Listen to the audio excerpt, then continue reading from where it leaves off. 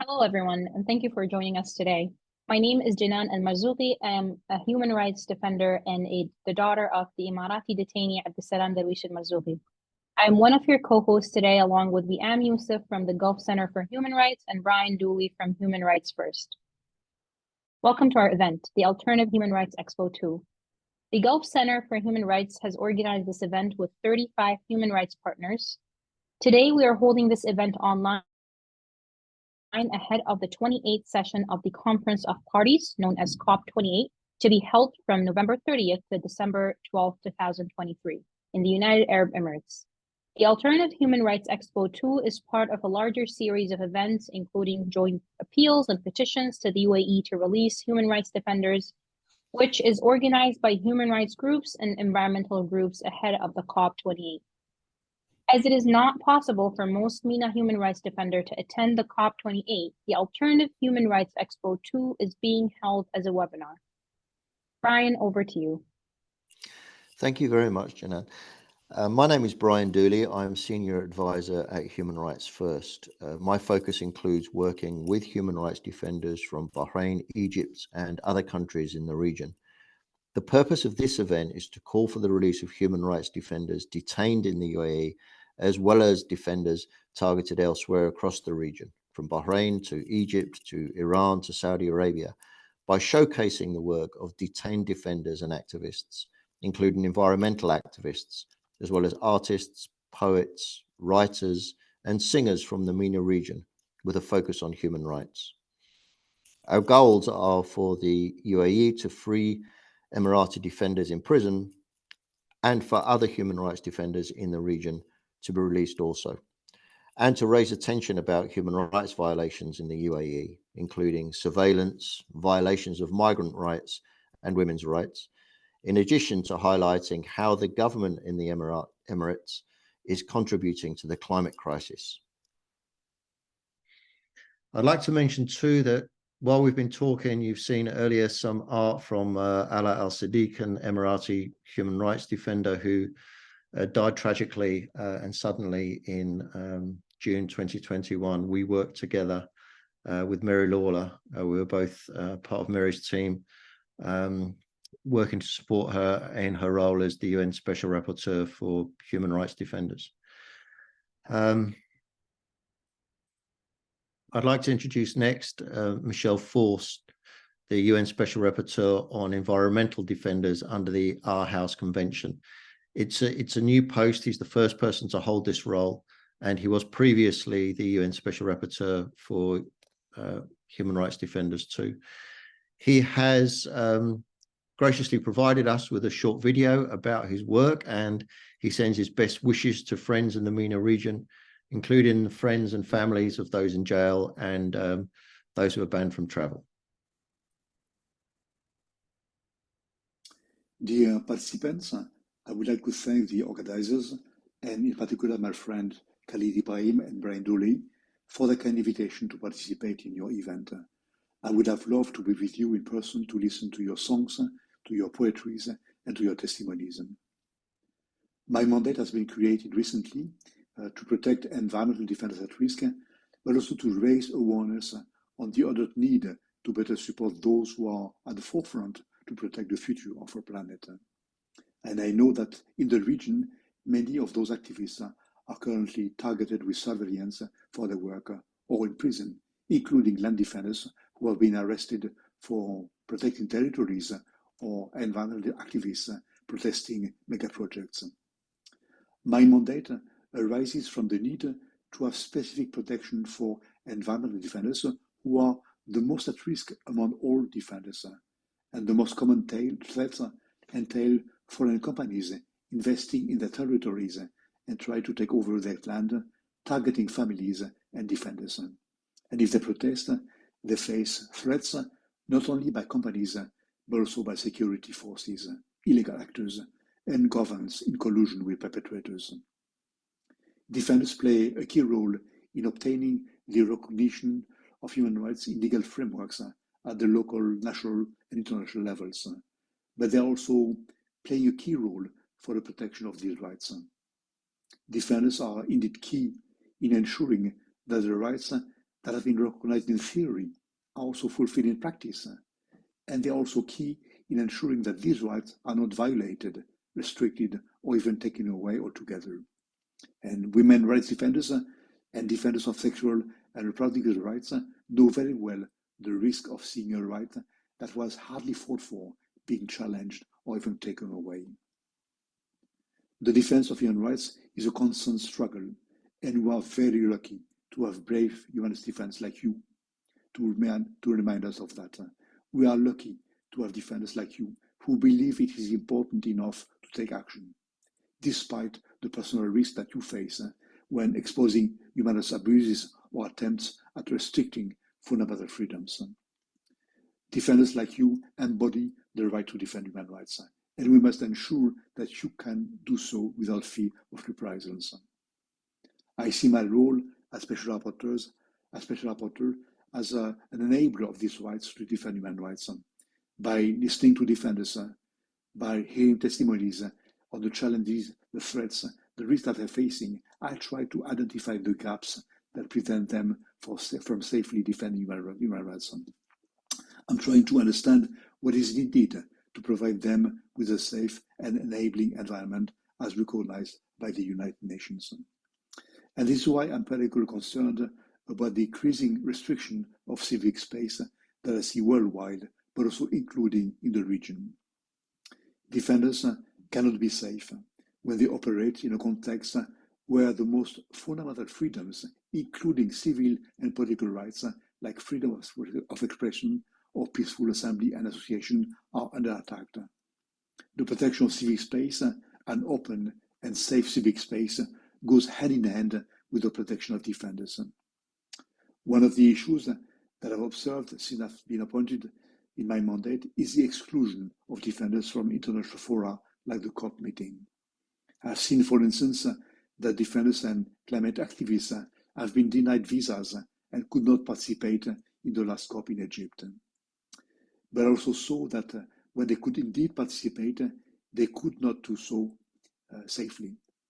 Defenders have been put under heavy surveillance during COP meetings and they have been subjected to reprisals even afterwards. And we may see the same exclusion of climate activists at the next COP in Dubai.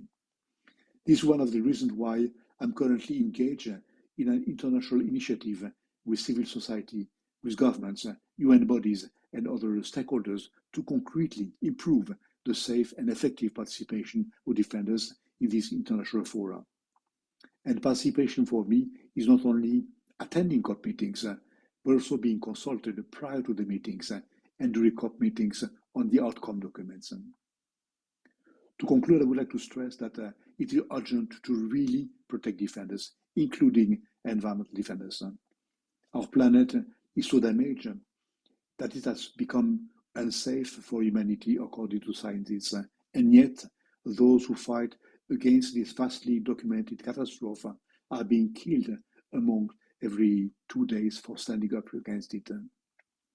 Dear friends, the triple crisis of climate change, pollution, and loss of biodiversity will not be addressed if those who fight against it are being intimidated by companies, are being arrested or imprisoned by the authorities, or are being killed while perpetrators live freely and impunity.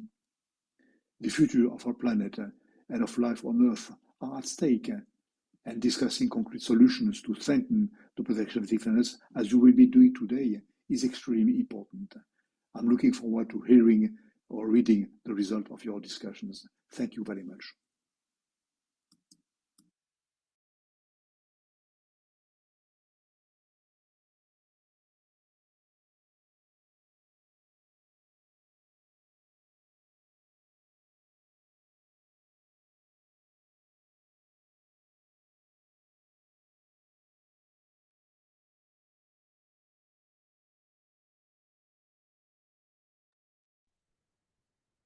It was nice listening to Michael. I would like to start talking about the situation in the Emirates.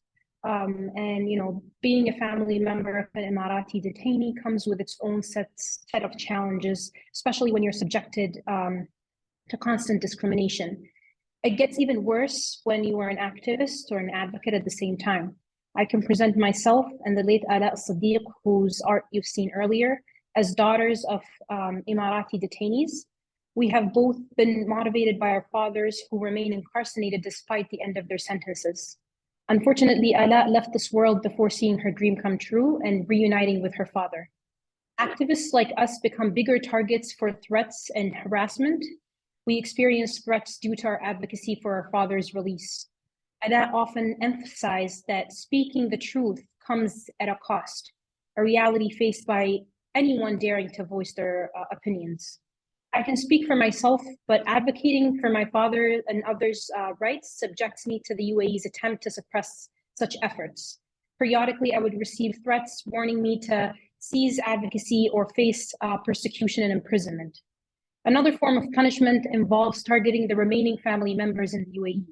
They initiate travel bans, preventing them from leaving the country, followed by various human rights violations. This situation resonates with what the Palestinian author Ghassan Kanafani once said. They steal your bread, then they give you a broken piece of it. Then they demand you to thank them for their generosity. Oh, their audacity. That's exactly what we are seeing in the UAE.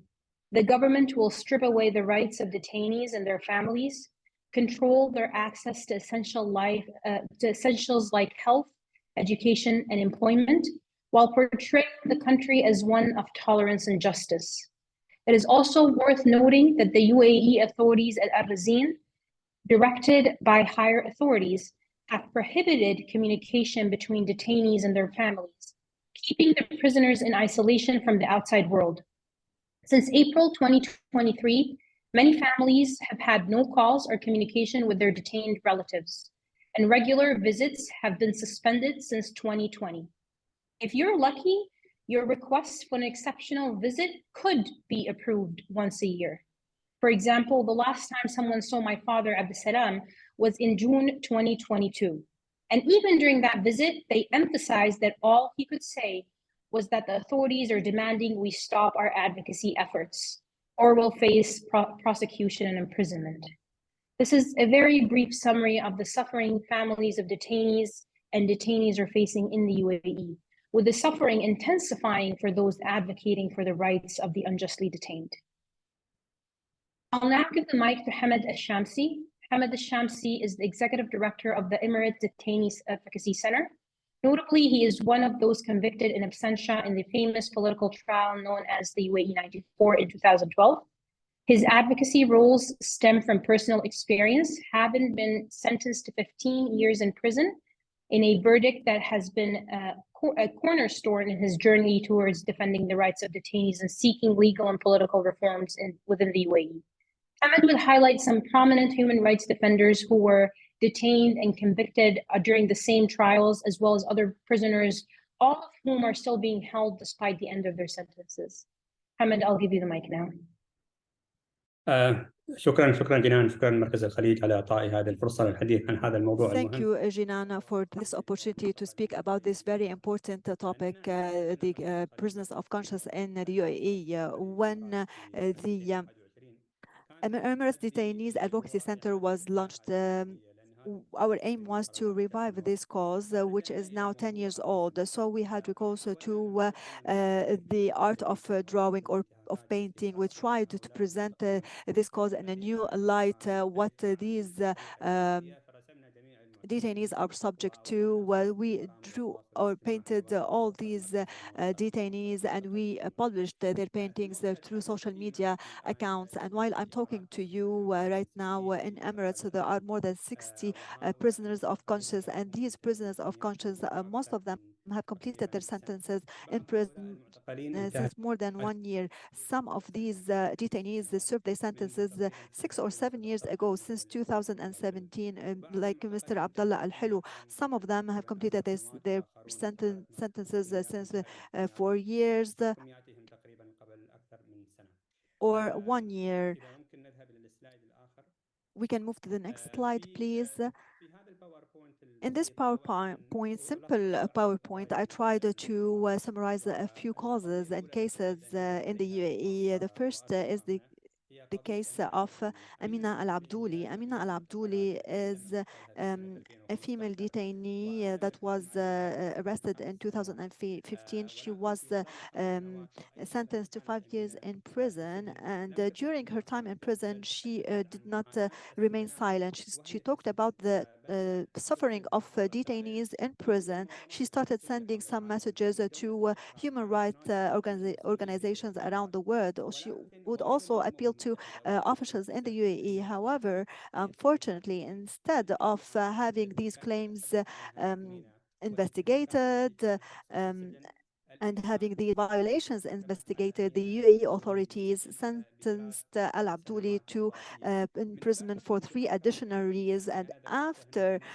those violations, or in addition to those violations, I would say that Amina is a mother of 5 years. So why is she targeted in particular? In these messages that were leaked out of the prison, she said, I can only see my children through the glass. So she completed 5 years while only seeing her family through the glass. This is a violation not only against Amina, but also against those children who used to be minors at the time.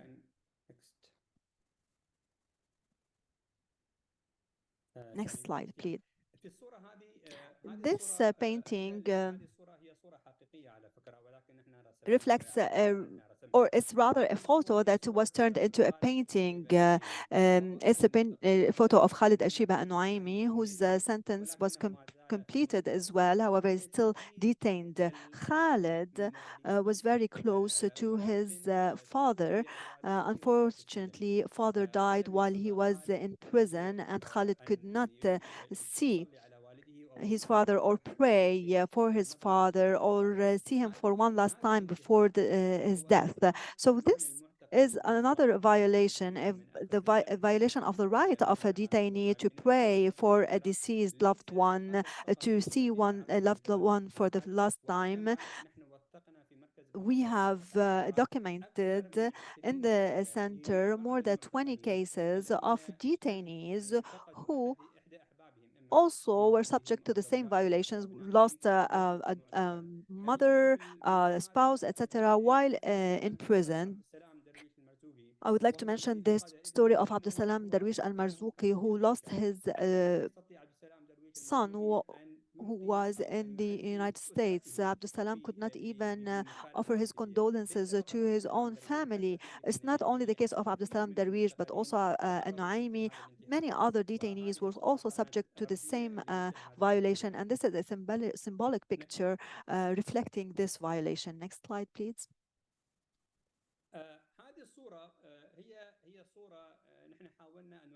In this painting, we tried to express the violation that entails the extension of the imprisonment despite the end of the sentence. So what happens is that the detainee remains in the same prison even after the end of their sentence. Sometimes they are moved from one section to another within the same prison, and they are told that they are now in a situation of a consultation or reconciliation, or what is called munasaha.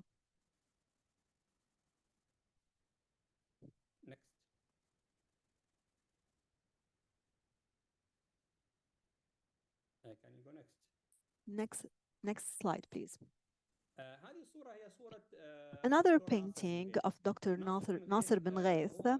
Dr. Nasser bin Ghaith was detained twice, first in 2011 along with the human rights defender Ahmad Mansour, and a second time in 2017 due to a tweet in which he criticized Abdel Fattah al-Sisi regime and the events that were taking place at the time, and the killing of protesters during the Rabia events. So Nasser bin Ghaith is an author and academic, and we tried to show this in this painting, he's still writing while in prison to say that we are still disseminating his ideas, the thoughts that he was detained for. And this is a message that we want to send to the families, to the detainees, to the government that detain these prisoners of conscience. These detainees or the ideas of these detainees do not die with them, they rather flourish. And this is the main point behind this painting.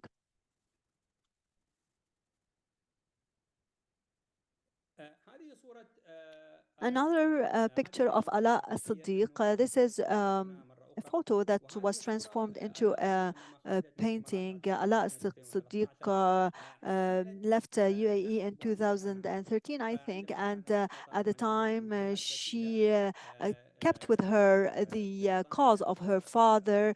She moved to the UK and she presided over Al-Qist organization, and the concern of her father, the case of her father was always with her. She advocated for the release of all detainees, at the top of them her father. His sentence was completed 2 years ago, but he's still imprisoned. She used to send so many messages and post them in social media accounts in the hope that these messages will reach her father. Unfortunately, she died in a tragic accident, and her messages did not reach her father, and she could not also see her father out of the prison. This is the last painting. Alia Abdul Noor was a striking example of the deprivation of treatment, medical treatment in prison, to reflect the fake tolerance and medical treatment that the UAE authorities showcase. Alia was diagnosed with cancer while in prison, and she used to send many appeals. And in one of her message, she says, "I sent more than 5 messages to the Crown Prince's bureau, but all these messages were not responded to." And after getting done with this direct messaging approach, she launched an appeal through social media platforms, asking the UAE authorities to release Alia. So this appeal was sent by her mother, but the UAE authorities did not respond to this appeal. There are so many other appeals as well, including from Human Rights Watch, Amnesty International, the United Nations. United Nations also intervened and appealed to the UAE authorities, but all these demands were denied, and Alia Abdul Noor died in 2018, in the 4th of May 2018. And even before her death, 1 month before her death, the United Nations appealed to the UAE to release Alia for her to die among her family, but this also did not get satisfied. So we can have, or we have examples from other or of other detainees that were treated mercifully by the UAE authorities. And the aim was to send a certain message to the UAE by the UAE authorities to the other countries. But in this case, the case of an Emirati woman, the UAE authorities did not do the same.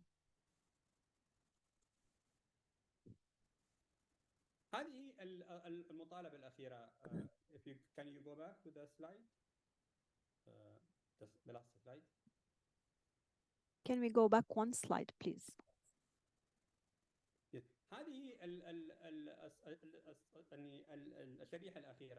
This is my last slide. We always speak about the suffering of detainees, the suffering of their families. I believe there should be a role to be played. We should play a role, and the least we can do at this time is to sign this petition.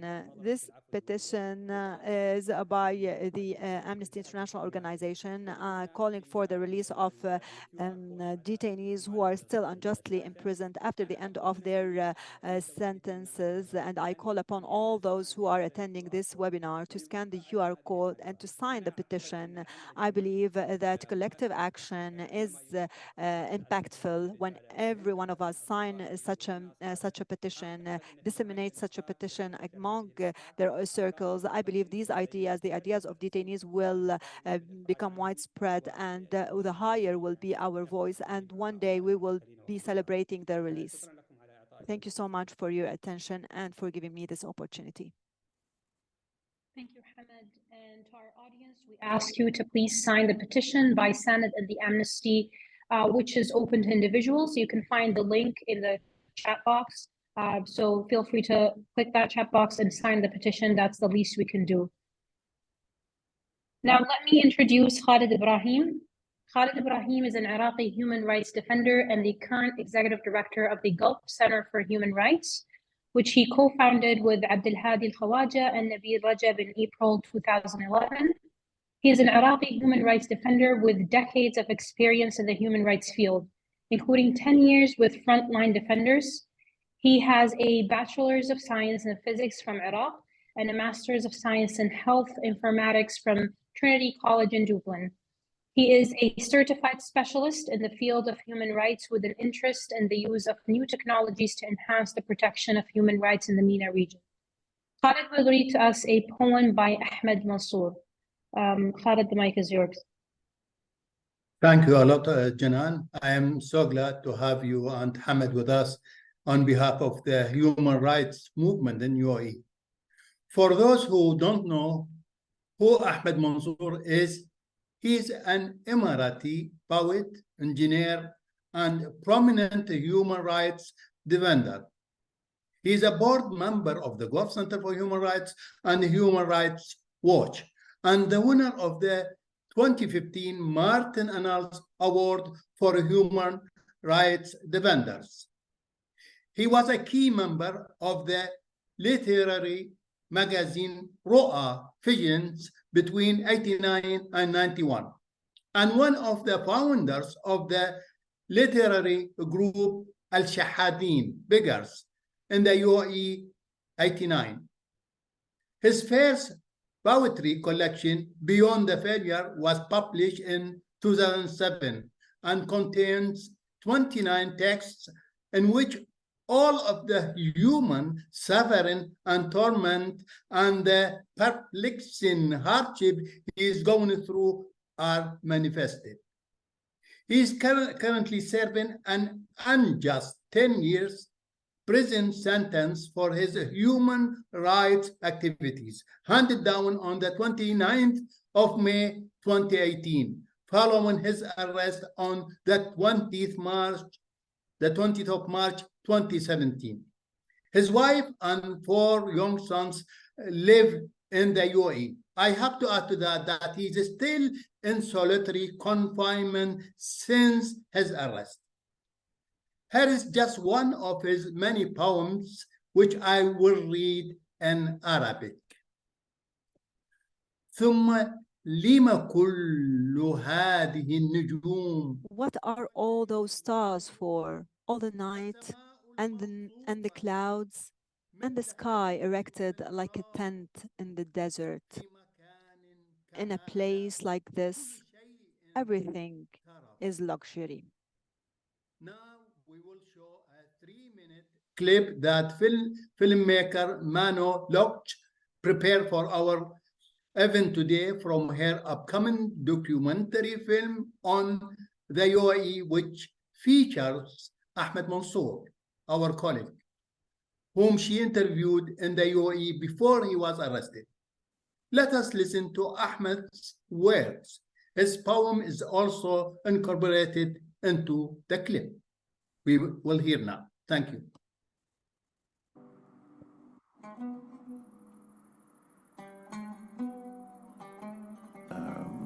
I was born in a small village on the northern part of the United Arab Emirates, even before the foundation of this country. before UAE becomes officially a United Arab Emirates. Of course, there are so many things developed in the country since then, but we always have that kind of, feeling to the childhood and the open space.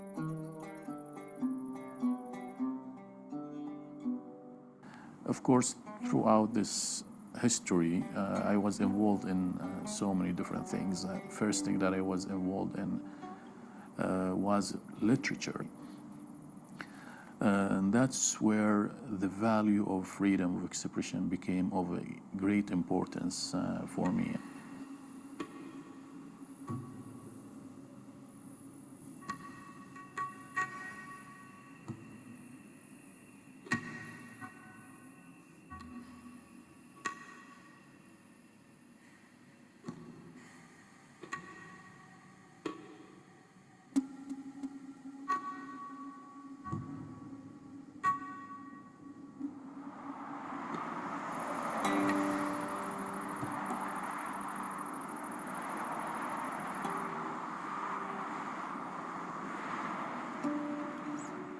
The development did not happen as fast as you see right now.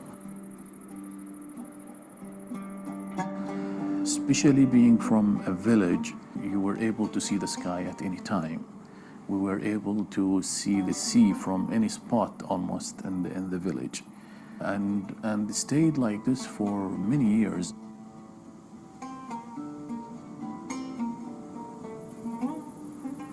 At that time, going to a city like Dubai was a mission by itself.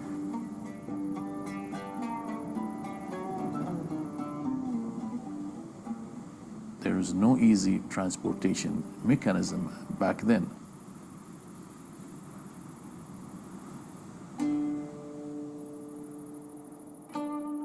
Even electricity, we had to struggle because of the electricity in my village.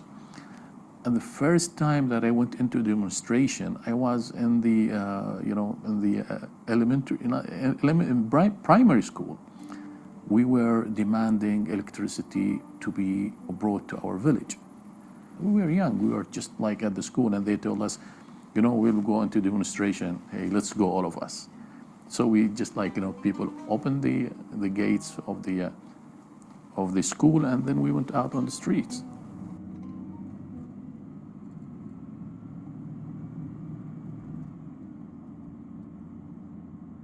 After that, I went to the United States and done my master's degree. And then when I came back to Dubai, I wasn't able to really find my way through it. I get lost in Dubai. Nowadays, I get lost more and more.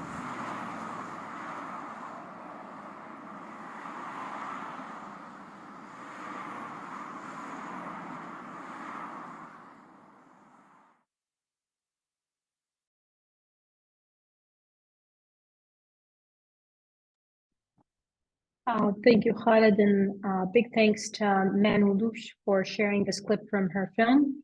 It's really powerful to see Ahmed speaking, and we hope we'll see him pretty soon, along with other human rights defenders in the UAE. Now over to you, Brian.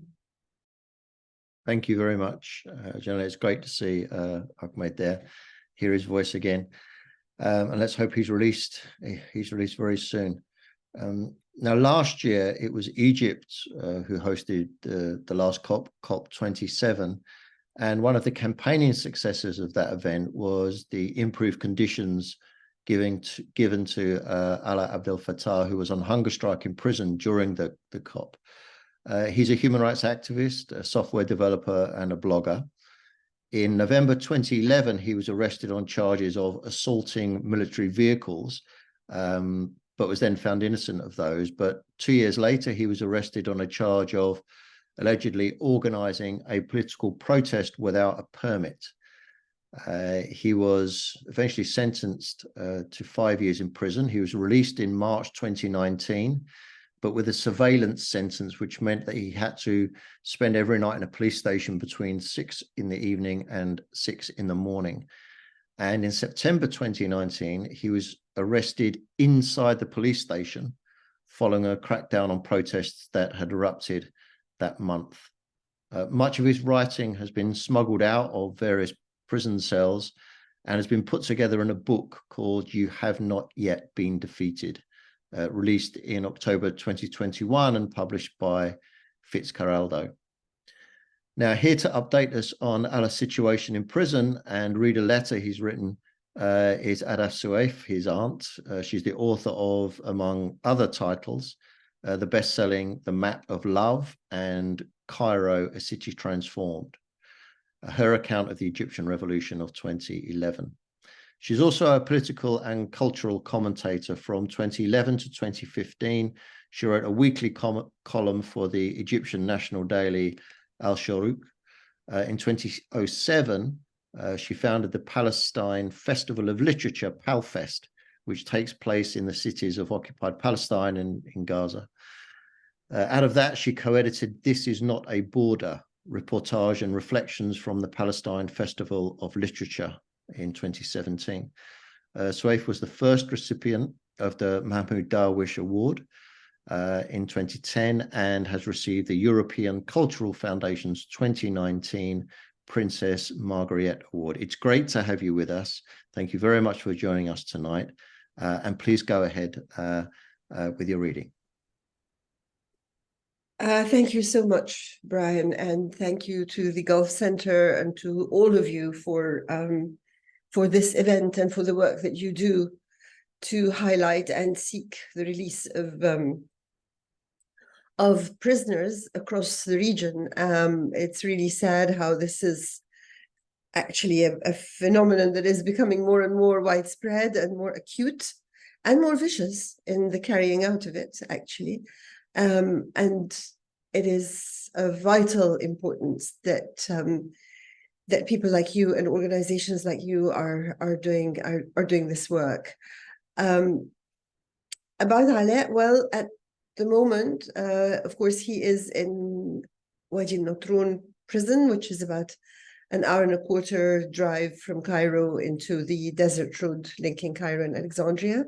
He has now been in prison for 4 consecutive years, 2 of which were on remand, and then a sentence of 5 years added on to that.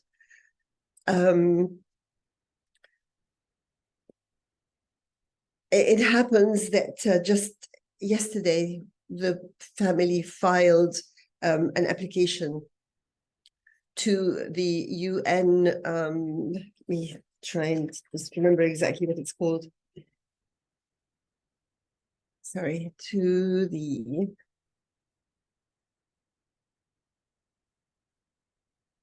well, it's the Human Rights Council, and within the Human Rights Council, there is a working group.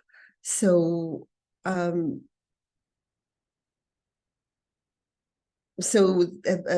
lawyers have filed an application to this working group to basically question the legality of Alaa's current imprisonment. The trial was conducted in a very shoddy way, and it was actually beyond, I mean, outside the bounds of the law. And this is the latest thing that we've done to try to secure his release. This application to the UN. Alaa himself is trying to be not in a bad place. Brian mentioned that he'd been on hunger strike, which he escalated, in fact, to a hunger and water strike during COP27, because we had high hopes then that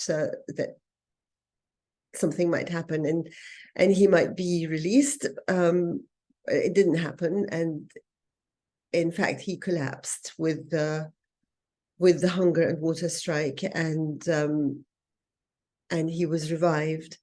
And during that process of collapse and being revived, he made up his mind that the more difficult thing to do would be to stay alive. And so he has stayed alive since then. I would say that he's keeping himself on a kind of low wattage in order to be able to get through a few more months in the hope that something happens.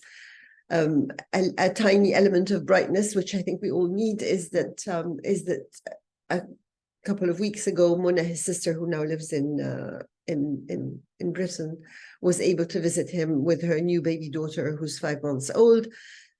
And in fact, he was allowed to have this visit outside the cabin. Normally, the visits are behind toughened glass in a cabin. So this visit was not. This visit was in a room where he was able to hold the baby. And we hope that this will see him through for a while yet.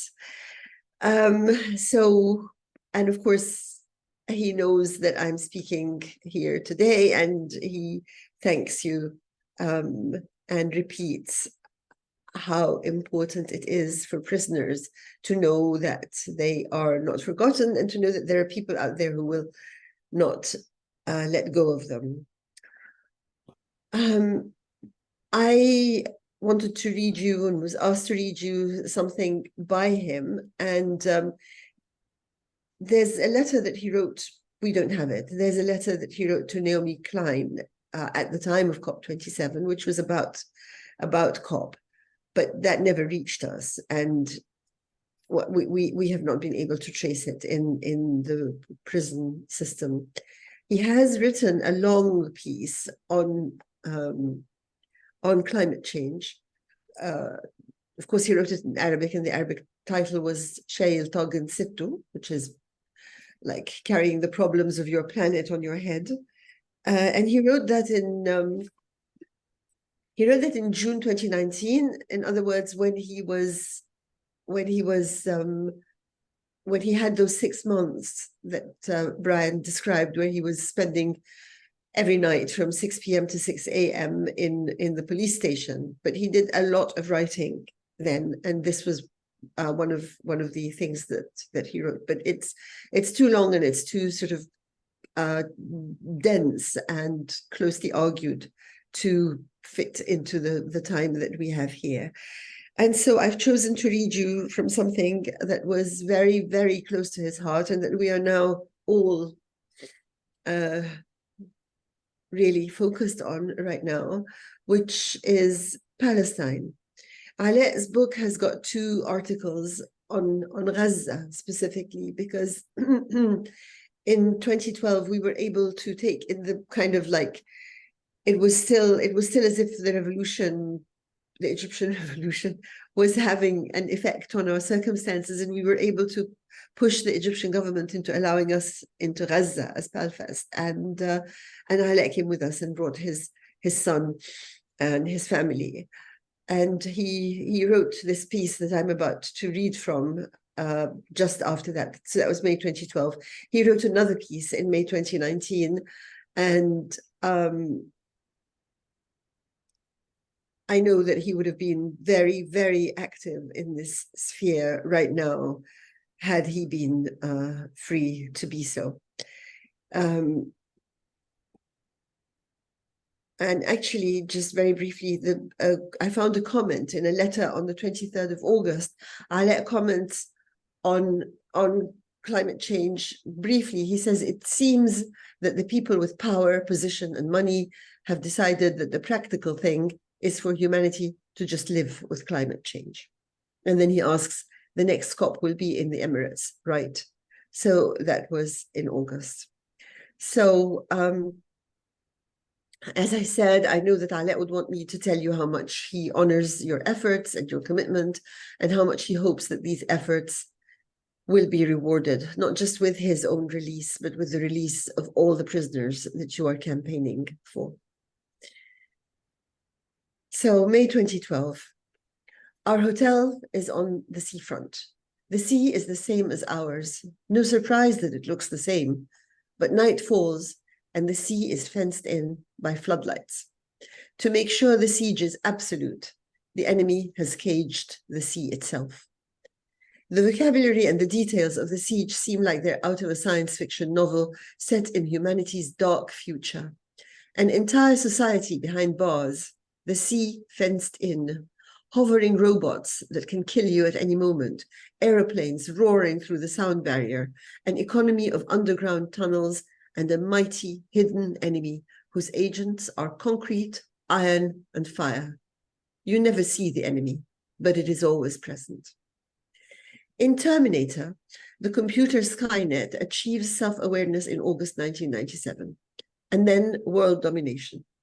In 2029, human resistance inflicts major losses on Skynet, which starts to send killer cyborgs back in time to stamp out the resistance in its cradle.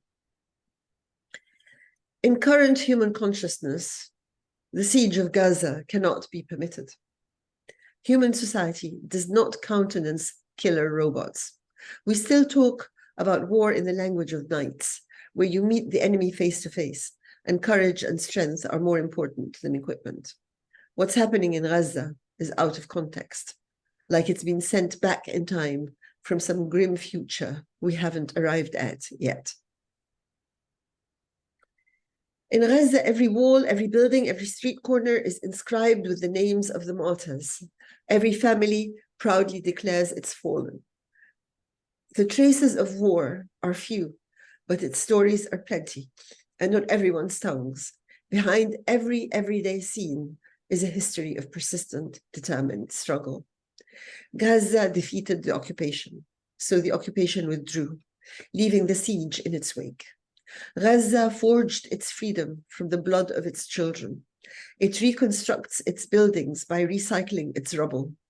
We're not seeing any ruins because the people of Gaza are busy with life, prizing out and flattening the rebar from the rubble, grinding up the ruins into new cement and bricks. Our friends take us to a small farm on the outskirts of Beit Hanun, the closest point to the Zionists' wall we could reach. And finally, we see the enemy. On the horizon, concrete walls, surveillance towers, and jeeps. A friend tells me that the barracks I see on the Israeli side of the crossing were built on the ruins of his village. At the wall, the impact of the war is clear. Not in the rubble of destroyed buildings, but in the youth of the trees. One shot sums it all up.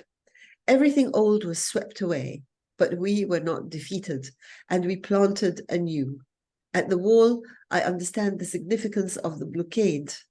They tell me how difficult it is to obtain seeds, fertilizer, fodder. The tunnel economy is not a proper economy. It doesn't provide raw materials or the supplies required for industry and agriculture. Tunnels are only good business for consumer goods.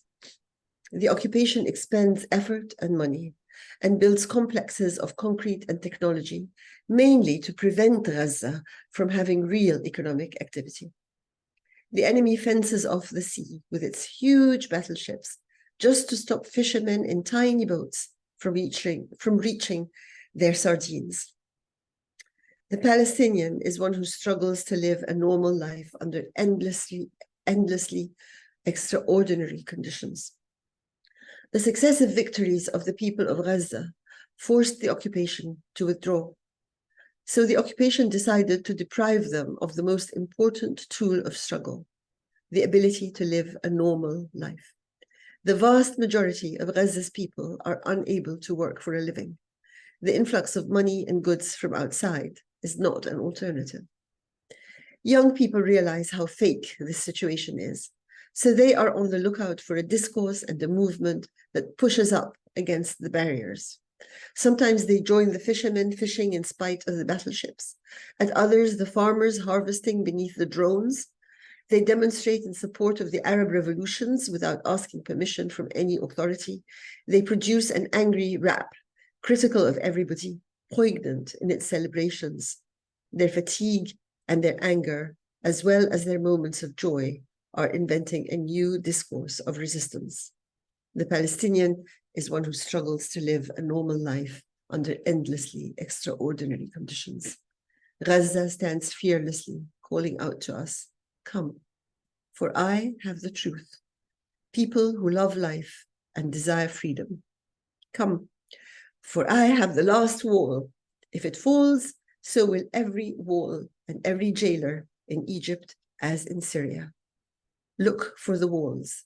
The enemy is always behind them, and the truth lies always before them." Thank you.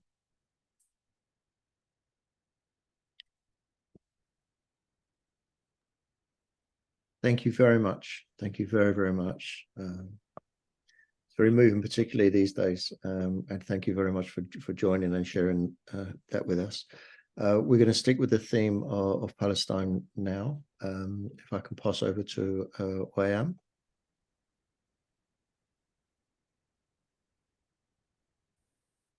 Thank you, Brian. Palestine, where to start? A tragedy that continues to unfold. People from all walks of life have been killed in a bombing before everyone's eyes and inactivity. Some of them targeted, such as journalists and artists. As the Committee to Protect Journalists and the Palestinian NGO MENA have reported, almost 40 journalists have been killed since the beginning of this war. Among others who have been killed by indiscriminate bombing in Gaza are also artists, including Hiba Zaghouth, Mohammed Sami Qariqa, and Halima Kahlout. They all had connection to Dar al-Kalima Art Center. We were hoping that one of the Palestinian artists will be joining us today and show us her work, but due to ongoing work, unfortunately, she couldn't be with us today. According to the art newspaper, the founder of the Dar al-Kalima Art Center said, the muralist Mohammed Sami Qariqa, one of the center's volunteers who taught art to children, was killed when a missile hit Al-Ahli Baptist Hospital in Gaza City, killing hundreds of Palestinians sheltering there. He said he was trying to calm the children by singing them songs and doing drawings. You can see some arts here made by Halima Al-Kahlout, another volunteer who was killed with her family at the end of October.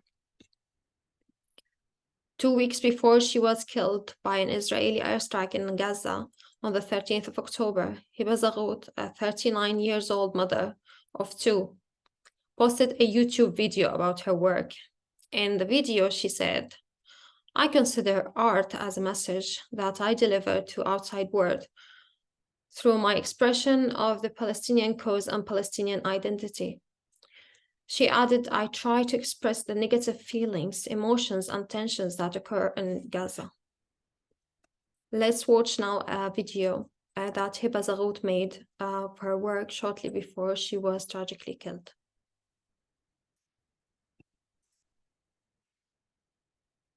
مرحبا، أنا هبة زغوث، فنانة تشكيلية.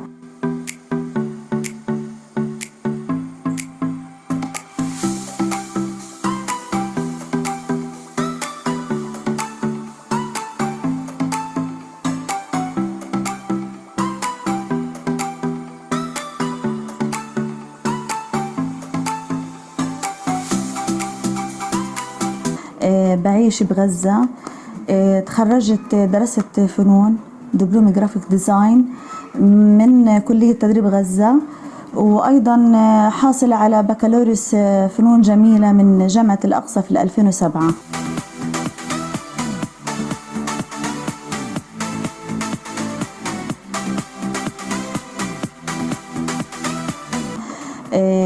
وكمان عاملة في مدرسة حكومية في غزة.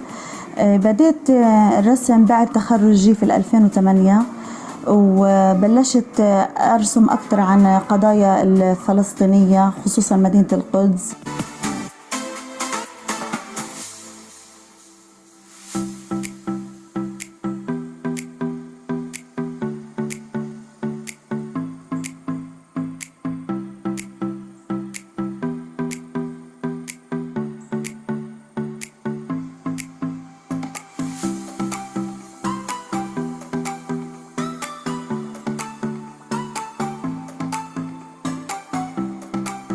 حاولت في الرسم إني أعبر عن المشاعر السلبية والانفعالات والتوترات اللي بتصير في غزة.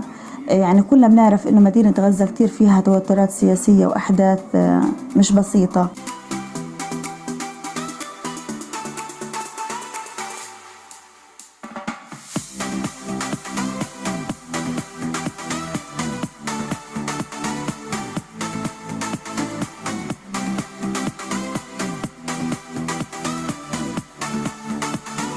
من خلال الرسم أنا بحاول أعكس الانفعالات السلبية وأفرغ كل الانفعالات السلبية برسم مدينة القدس، برسم كل القضايا اللي بتخص الفلسطينيين وخاصة في غزة. بعتبر الفن هو رسالة بوصلها للعالم الخارجي من خلال إني أعبر عن قضيتي الفلسطينية والهوية الفلسطينية.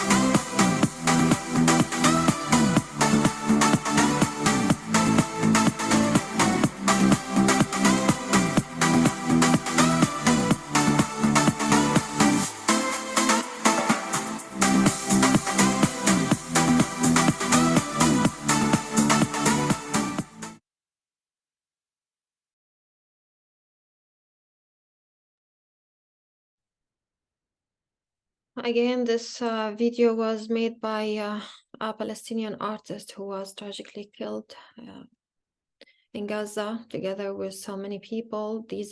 These are people, not numbers. So it's really important for us to see their work and to know more about them and their potentials and potential future if they were still living. We're sharing with you now a tribute made in graffiti dedicated to Shireen Abu Akleh, the Palestinian American Al Jazeera journalist who was fatally shot in the head by Israeli forces while covering an Israeli military raid on the Jenin refugee camp in the occupied West Bank in May 2022. The photo was commissioned for a project we did with the UNESCO to end the impunity of crimes against journalists. The UN Independent International Commission of Inquiry on Occupied Palestinian Territories, including East Jerusalem and Israel, concluded the Israeli forces used lethal forces without justification under international human rights law in a report released on 16th October 2023. Now, we will end this part by a minute of silence as a tribute for all the victims of brutal war and conflict in the region, and in particular people in Gaza.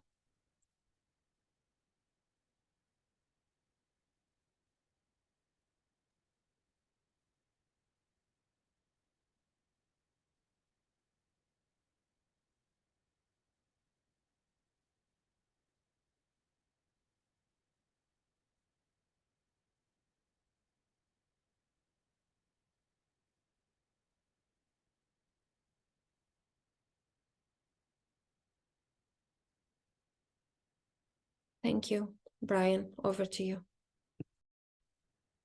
Thank you very much, Wayne. Thank you for that. We're going to turn now to Bahrain, where human rights defenders are still in prison. Some of them have been for a very long time, including Abdul Hadi Al Khawaja, Najib Fatil, and Abdul Jalil Al Singais. They've been, in case of Abdul Hadi and Abdul Jalil, they've been in prison since 2011. Now they and others were part of the mass hunger strike, which happened earlier this year, where more than 700 prisoners went on hunger strike to protest poor prison conditions, the lack of access to sunlight, and the failure to provide access to medical treatment.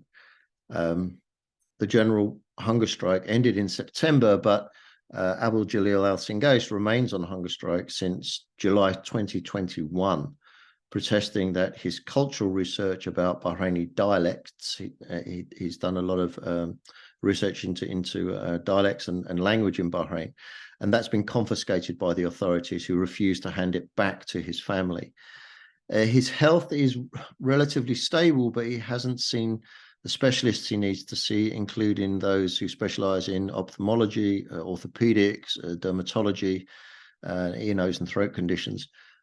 Since 2022, I've sent him, as you see there, he uses crutches, and the rubber stoppers at the bottom of the crutches wear out, and the authorities have refused to replace those at times. I've sent him spares for those, and I've sent him some hot water bottles too, because he has a bad back, but as I understand it, he's never received those. We're going to first now hear some poetry from Abdul Hadi Al-Khawaja, co-founder of the Bahrain Center for Human Rights, and of course of the Gulf Center for Human Rights. He's currently detained in prison, has been since being arrested in April 2011. He spent more than 12, I guess we're coming up now to almost 13 years in prison for his human rights work. After his arrest, he was disappeared inside the prison system for 2 months and was severely tortured. He's been on hunger strike several times during those years to protest his imprisonment. And at one point, 3 generations of the Al-Khawaja family were in prison at the same time. Abdul Hadi's written 2 books while in prison, among other writing, including poetry. We're going to hear a poem by Abdul Hadi, read by Khalid Ibrahim in English. It was written by Abdul Hadi in 2013 while he was in prison. And Khalid, the executive director of the GCHR, who co-founded the GCHR with Abdul Hadi and Nabil Rajab, just before he was arrested in 2011, is going to read the poem now, called "The Wall."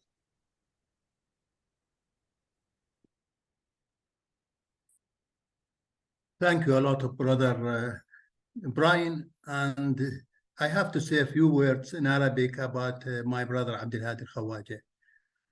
أخ عزيز ومدافع شجاع. He is a dear brother and a brave defender, a very emotional father, a human being who proved to be brave and courageous in so many situations. He said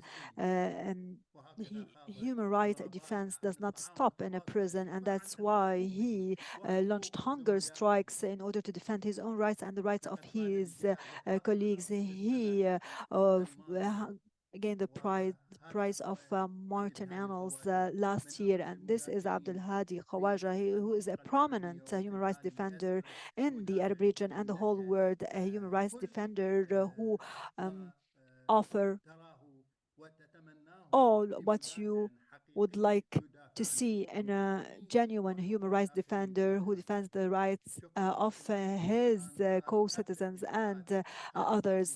Thank you for listening. I will start reading this poem in English. He has written in 2013. The wall. Bring up the wall to strengthen the fort, to keep the danger out, to feel secure. Bring up the wall to frighten the rebels, so we may drown out their screams and ignore their calls. Bring up the wall to keep the stubborn ones in, to tame their rebellious nature, to silence their voice. Let us bring up the wall and arm the guards. Let us line them on top. Just beware of the drop. One problem remains: the crack in the wall. The higher we build, the faster it will fall. Thank you so much. Thank you very much, Khalid. Yeah, the higher we build, the faster it will fall. Thanks very much for reading the poetry. It's a talent which runs in the Al-Khawaja family. We also have a poem by Abdul Hadi's daughter, Mariam. She's a Bahraini woman human rights defender who works as a consultant and trainer on human rights. She played an instrumental role in the pro-democracy protests at Bahrain's Pearl Roundabout during those early months of 2011. Due to her human rights work, she's been subjected to assault, threats, defamation, vilification, imprisonment, and an unfair trial. She was arrested on illegitimate charges in 2014 and sentenced in absentia to a year in prison. She currently has an outstanding arrest warrant and 4 pending cases, one of which could carry a life sentence. Despite the risk, in September this year, she attempted to travel to Bahrain to see her father, but was denied boarding at London Airport. She has served on the boards of the International Service for Human Rights, the Urgent Action Fund, Civicus, and the Bahrain Institute for Rights and Democracy. She previously served as co-director of the Gulf Center for Human Rights and was acting president of the Bahrain Center for Human Rights. Sadly, Miriam can't be with us tonight, so we're going to play a video of her reading a poem that she wrote in 2020 called Letter for My Father, that she read during the Prisoner and the Pen event in 2020. I'll survive the journey. Next, I wanted to share a poem that I wrote to my father. I was on a phone call with my father not that long ago. This is a recent poem that I wrote out of many. And my father asked me why it is that our conversations tend to be extremely similar every phone call, and why it is that I tend to not talk about my emotions and my feelings during our phone calls. And he asked me to write something to share with him. And this was what I came up with, but I don't think I'll be able to share it with him, unfortunately. The poem is called Letter to My Father. Salam Baba. I don't know where to begin. How are you? How's your health? The same questions in every phone call. We're well if you're well. The same redundant lines, or are they lies? How do I tell you that there are days I long to be a child again? To live in a world I thought I understood, in a world where I felt safe, because you and Mama were my superheroes. How do I tell you I don't remember what safe feels like anymore? How that ache in my jaw reminds me of the anxiety I carry with me everywhere. Baba, you've been in their prison for 9 years, and to understand me, I need to tell you about the world. The dreams we had, the dreams we fought for, the price you paid so your daughters could grow up in a better world did not go as we hoped. We live in a world worse than 2011, where a racist, misogynistic, failed businessman runs the world, where oppression is increasing, where we still fight, not as much for progress, because we're too busy fighting to hold on to what was already fought for. We live in a world where everything we're doing might not amount to anything anyway, because climate change may kill us all. We live in the same world where the West talks about human rights, then props up those who violate them in the name of creating jobs and economics, then rears its ugly head to those who dare seek refuge from the prop-ups to punish them for existing. Baba, it took being in exile, facing the racism and discrimination, to understand what you and Mama had to do to make us feel so strong and empowered in a racist democracy that tried to break us down. Baba, how do I tell you? I didn't listen when you told me about self-care before it was a trendy Western thing, that I'm burned out, that I'm struggling. Baba, you asked me why I don't share my feelings with you on the phone with our minder listening. But Baba, how do I tell you? I lost the ability to talk about my emotions. I lost the ability to cry on the day Ali Mshema died. Baba, it's what I needed to do the work, to survive. Baba, how do I tell you that people around me are burnt out, depressed, anxious, that I've lost friends and colleagues? Baba, our family is spread across 3 continents, stuck in the trauma of 2011, because we didn't have a chance to grow together, the chance to understand each other, that I worry about Mama all the time, and it kills me that I cannot be there for her. Baba, I saw you for the first time in 6 years on a video call, and it took everything I had not to fall apart, looking skinnier than I've ever seen you, with the left side of your face drooping because they broke your jaw. Baba, the person I saw in the video did not match the image I've kept of you in my head. But I recognize the strength in your eyes, the power in your smile. Baba, you wish that I would write in our mother tongue. How do I explain that I excelled in English, in sound bites, to make a difference, only to lose my Arabic? And the only thing I achieved was the number of white people telling me how articulate I am. Baba, I can't tell you, because how can I break your heart when they've already broken your body? So I'll tell you over and over again. I'm well if you're well, Baba. I love you, Baba. Inshallah, we'll be reunited again soon, Baba. Like a broken, emotionless record. Thank you.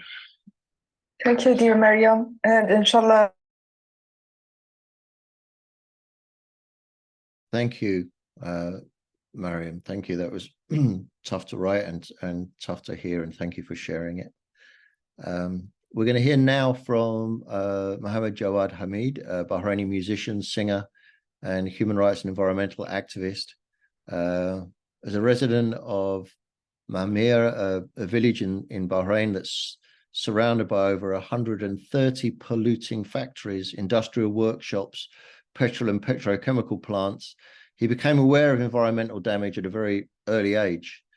Throughout his career, he's been engaged in drawing attention to environmental and human rights abuses in his country and across the region. He's been persecuted for his activism, but this has not deterred him. He's resolute in his demands for a clean air and a healthy environment and an end to discrimination in Bahrain. Over to you, Mohammed. Thank you, Mr. Brian. Thanks for having me. It's difficult to talk these days while, you know, the war crimes against the civilians in Gaza, really. Now, at least we are much better than them. Even if we face cancers, face many things, you know, but at least we still alive. Working in Bahrain, or to be a human rights defender, or even human rights, environmental activist, it's not easy. You have to pay a lot, it will cost you a lot, really. And that's why it's cost me a lot myself. Like in 2011, while the attacking the Pearl Roundabout, all my belongings and all my, whatever I collect, you know, all my business equipments being destroyed and confiscated, including 2 of my vehicles, and that will never keep me quiet. I know I have to pay a lot because I'm demanding rights. I'm searching for clean airs for the villagers here, and at the same time, that's the village I stay, which called Mahmir here in Bahrain. It doesn't come first only in pollutions, even in poverty. While the refinery, the main revenue for the country, Bahrain, is the oil. Refinery is our neighbor, but unfortunately we are first even in poverty. But that will never make me silent. I'll be chasing and I'll be fighting, continue fighting with my weapons, which is this. This is my weapons I'm fighting with for human rights. Thank you very much.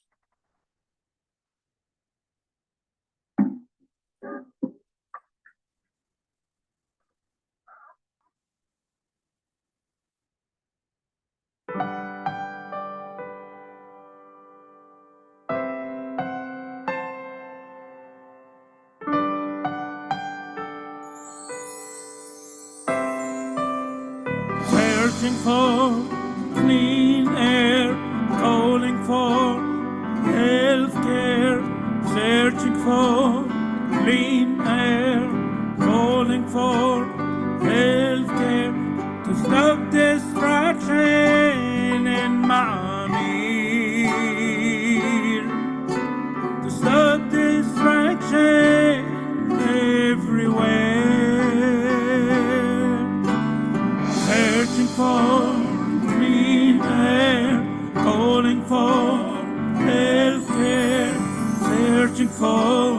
clean air, calling for healthcare, to stop destruction in Miami, to stop destruction in everywhere. No lives remain, just death and pain. No lives remain, just death and pain. That's what we gain in Bahrain. That's what we gain in Bahrain. The regime of Bahrain, the destroyers of lives remain. The destroyers of lives remain. No solution for pollution, no solution for pollution. Stop explosion in Bahrain, to stop explosion everywhere. No lives remain, just death and pain. No lives remain, just death and pain. That's what we gain in Bahrain. That's what we gain in Bahrain. That's what we gain in Bahrain. That's what we gain in Bahrain.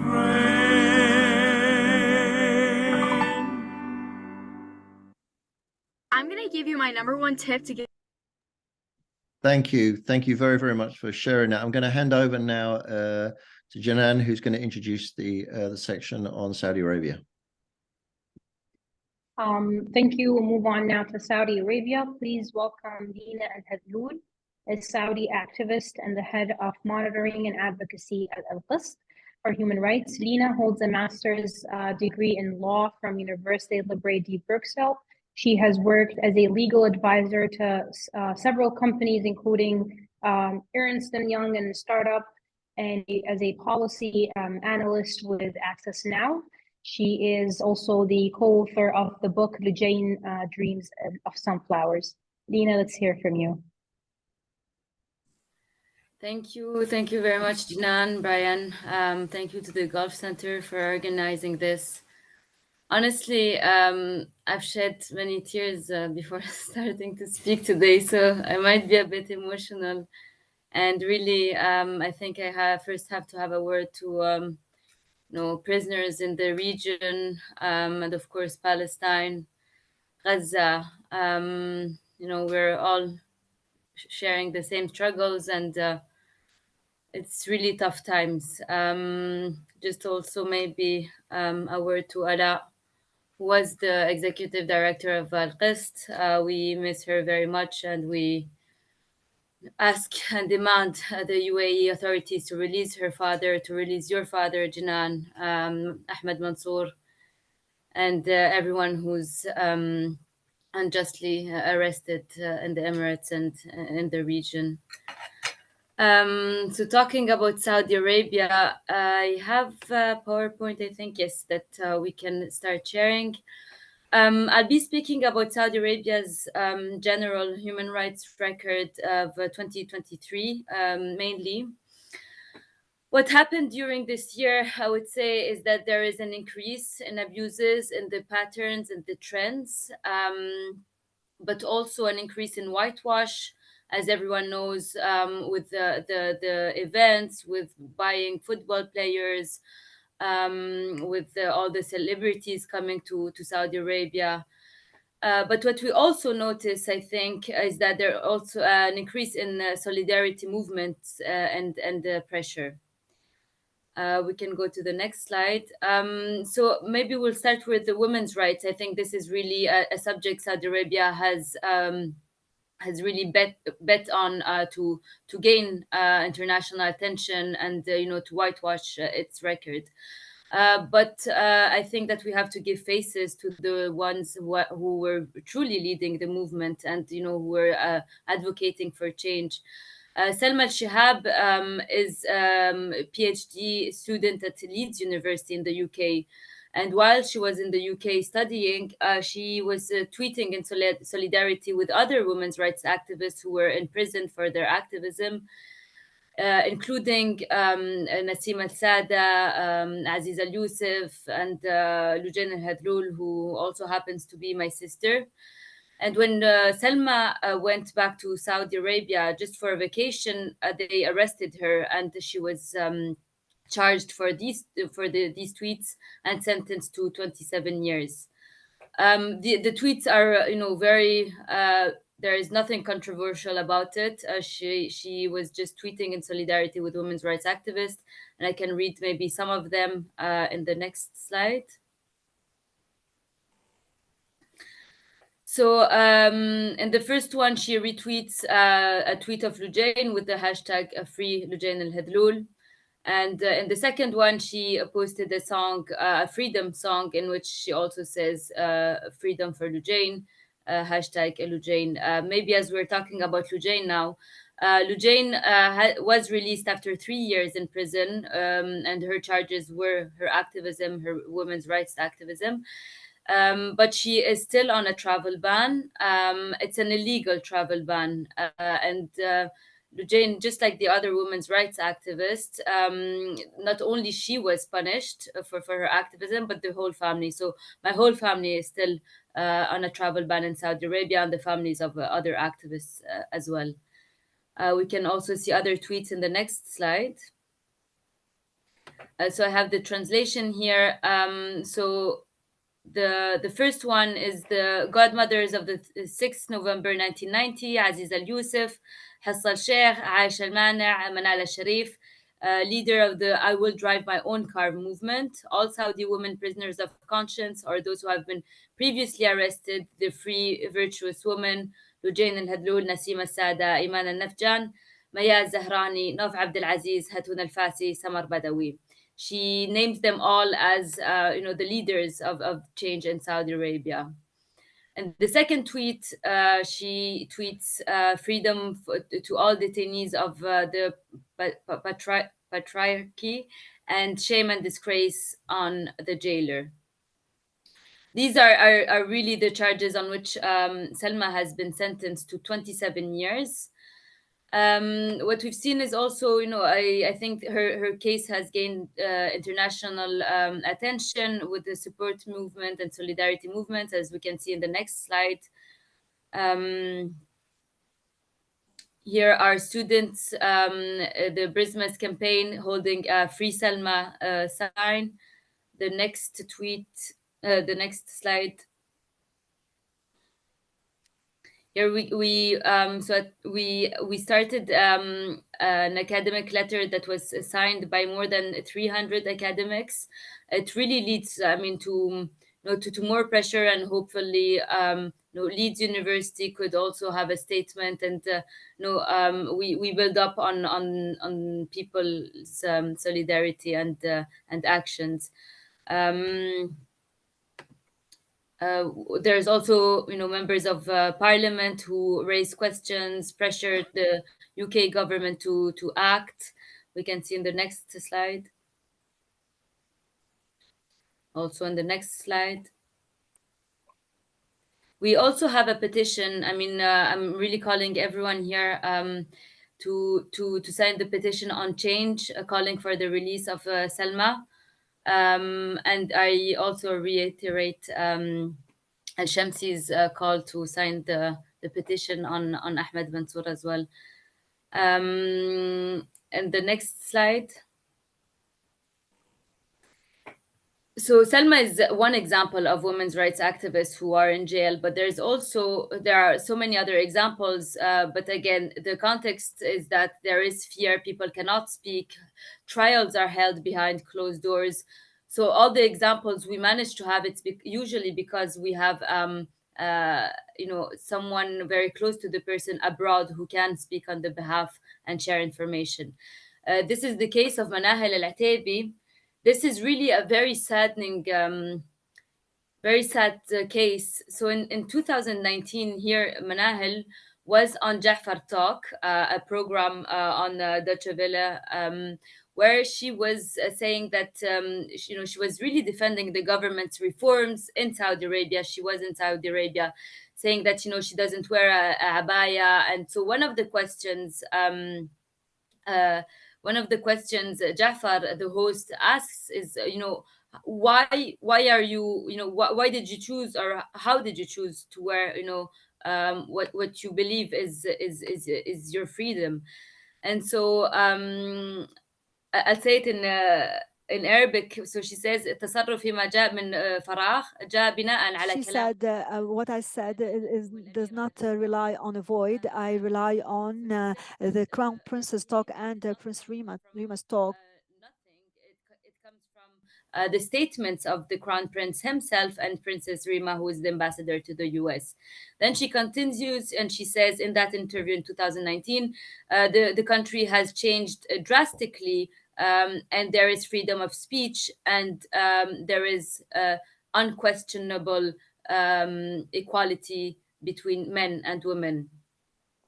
And so in the next slide, we can see. So in the next slide, these are the pictures she took when she was abroad or in Saudi Arabia, hoping or thinking that she was free to wear what she wants. But then in 2022, she was arrested and she was charged for not wearing a abaya and for tweeting under feminist hashtags. She is now tried at the terrorism court, and she could be sentenced to a lengthy prison. As we see, this is the pattern now. And in prison, I think her example really is symbolic of everything that's happening. In prison, she was exposed to physical and psychological abuse, not necessarily by the prison guards, but what happens now is that they either put people who are they have mental illnesses in prison, who could be harmful, who could be violent, and not protect them from them. And so when she complained about the physical harm by other detainees, she was put in solitary confinement, so that they muzzle her and silence her, and make sure that she doesn't complain about her conditions. And so the way she was treated is also, I mean, it's not only against women, it's against anyone who dares to complain or to fight even behind bars. And one example is Muhammad al-Qahtani, that we can see in the next slide. Muhammad al-Qahtani is symbolic of another new pattern that we have in Saudi Arabia, is just like the UAE keeping people in prison after the end of their sentences. Muhammad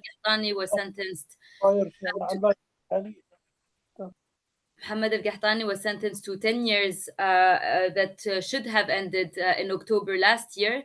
But once his 10-year sentence ended, he was forcibly disappeared. His family don't have any information about him since. And, this is really how it goes in Saudi Arabia now. You don't really have institutions. You don't have procedures that the government follows. You're always in a state of constant, they keep you in vague responses that you don't really know what is happening. One recent development in Muhammad al-Qahtani's case, so the response to the UN by the Saudi government is to say that he is still in prison and that the family has calls and that these rights are respected. But then when the family calls the prison, they even say that he's not in the register of the prison, so we don't know where he is. Maybe we can go to the next slide. So just like for Salma, we think that for Muhammad al-Qahtani and the other people who are forcibly disappeared in Saudi Arabia, there is more and more people advocating for their release, and it's not as I think hidden as before, or hopefully we are really shedding light on these cases. We can see the European Parliament activists in support of Mohammed al-Qahtani. Then we had the Free al-Qahtani campaign. Then our colleague Abdullah al-Jrawi went to the Saudi embassy in the UK to hand in a letter that was signed by many organizations to ask about Mohammed al-Qahtani, and then the same was done in Geneva the same day as well. These people are safe, joke apart, but we can go to the next slide. Maybe I haven't said that, but Mohammed al-Qahtani's case, he is the founder of ACPRA. It was Saudi Arabia's first civil and political rights association. All the members have been sentenced, or they had to leave the country, or they've been silenced. And so there is no civil society in Saudi Arabia, and it is not. It doesn't only show in in these spaces of activists, but also in other areas of the country, including here we have NEOM. So NEOM is a megacity project that is a vanity project of the Crown Prince Mohammed bin Salman and the region of Tabuk. And to develop this project, they had to displace the locals. Mainly, or at least the ones that we managed to document, is the Huwaitat tribe. Maybe we can go to the next slide. So yes, in the report that you can find on our website, the main violations that we have documented of the people in that region of Neom or of Tabuk are forced displacement, prosecution, imprisonment, death sentences of the original inhabitants. You can see here in the pictures, there is Abdurrahim al-Huwaiti, who was publicly refusing to leave his house, saying that this is his house, showing that he owns the house, and that we can see here a picture of the state security with big arms threatening them, and then shooting at the houses until he was killed in 2021. We can go to the next slide. So many of the ones then after the killing of Abdurrahim al-Huwaiti, many have been arrested either on the grounds of refusing to leave their house, or also because they were mourning Abdurrahim al-Huwaiti. We have documented cases of prosecution, people who were sentenced from 15 to 50 years in prison, and 5 death sentences, including the brother of Abdurrahim al-Huwaiti, who is Shadli al-Huwaiti, who is now, who could be executed not anytime because there's still the Supreme Court, but who's still awaiting for the Supreme Court's ruling regarding his death sentence. We can go to the next slide. And so in the report, you can see more about where the people of this tribe have been displaced, more about, the really vicious procedures to compensate them, and that they were basically lied to sometimes, that they were not really they didn't really meet with the locals, and when they were, they didn't have their words to say. But really, I invite you all to read our report. We can go to the next slide. Yes, and so the UN, with many mandates of the UN, including the rapporteur on adequate housing, arbitrary arrest, extrajudicial executions, and so have published an opinion and a communication about these displacements and about the situation in Neom. They have communicated to the companies as well involved in the project, and to the host countries of these companies. So more and more advocacy is building on this, and hopefully something will come out of it, including with companies condemning the death sentences and the arrests. But yes, we publish, the updates we have regarding the advocacy, and I invite you all to follow us on Twitter, because the last update, for example, was that even after this communication was published by the UN, the Saudi state security still broke into houses of people close to Abdurrahim al-Hwaiti, only to threaten them. They didn't arrest anyone, but they stopped water and electricity on them. So they're doubling down on repression, but there is also, I think, more awareness of what is really happening there. We can go to the next slide. Maybe just to end, as Saudi Arabia is being reviewed in the UN at the Universal Periodic Review, I'll just quickly go through what we think are the priorities for this review this year on Saudi Arabia. We can go to the next slide. The death penalty, I think I won't go too much into details, but we have recommendations for each. For the death penalty, we really need a moratorium for now, as you know, the death sentences have drastically increased, and the bodies are sometimes not given back to families, that there are minors on death row, that now we also have the first ever death sentence just for tweets. So a moratorium is really needed as long as Saudi Arabia is using the death sentence for really not lethal offenses. We can go to the next one. The detention conditions in prison, as I said, the abuses, but also the fact that people are forcibly disappeared, that there are also secret prisons. I mean, one example is my sister was held in a secret prison for months, where it's basically torture facilities, where they don't have any way to contact the outside world, and no one really knows what happens there. So I think we really need investigations by independent entities to visit Saudi prisons as soon as possible. We can go to the next one. Women's rights, other than all the propaganda going around, they should immediately abolish the male guardianship system, and especially the disobedience law, release all women human rights defenders, and lift the travel bans on the ones who have been released. We can go to the next one. Land rights, release all the members of the Hwatat tribe, and ensure that alternative housing and adequate compensation are made for the displaced persons, and also hold inclusive consultations for future and current projects.